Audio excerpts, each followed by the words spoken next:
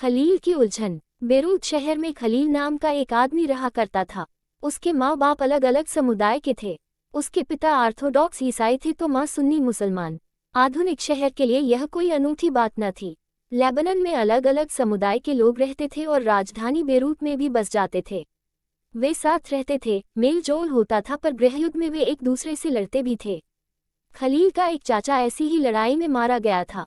गृहयुद्ध की समाप्ति के बाद लेबनान के सारे नेता साथ मिलकर बैठे और विभिन्न समुदायों के बीच सत्ता के बंटवारे के कुछ बुनियादी नियमों पर सहमत हुए। इन नियमों के अनुसार तय हुआ कि देश का राष्ट्रपति मैरोनाइट पंथ का कोई कैथोलिक ही होना चाहिए। सिर्फ सुन्नी मुसलमान ही प्रधानमंत्री हो सकता है। उपप्रधानमंत्री का पद ऑर्थोडॉक्स ईसाई और संसद के अध्यक्ष का पद शिया मुसलमान के लिए तय हुआ।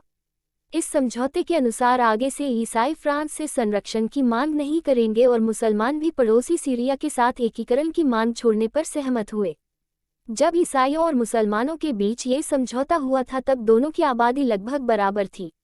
बाद में मुसलमान स्पष्ट रूप से बहुमत में आ गए, पर दोनों पक्ष अभी भी उस समझौते का आदर करते हुए उसे मान रहे हैं। खलील को इस समझौते में बड़ी गड़बड़ी लगती है।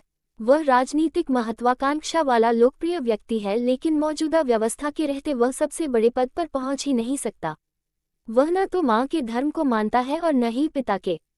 असल में वह चाहता ही नहीं कि उसे किसी भी धर्म से जोड़कर पहचाना जाए। उसे समझ में नहीं आता कि लेबनान भी अन्य सामान्य लोकतंत्रों की तरह क्यों नहीं चलता। उसका कहना है, सिर्फ चुनाव कराए, हर किसी को चुनाव लड़ने की आज़ादी दीजिए और जिसे सबसे ज़्यादा वोट मिले वह राष्ट्रपति बन जाए, भले ही वह किसी समुदाय का हो। लेकिन उसके जिन बड़े बुजुर्गों ने गृहयुद्ध देखा है उनका कहना है कि मौजूदा व्यवस्था ही शांति की सबसे अच्छी गारंटी है।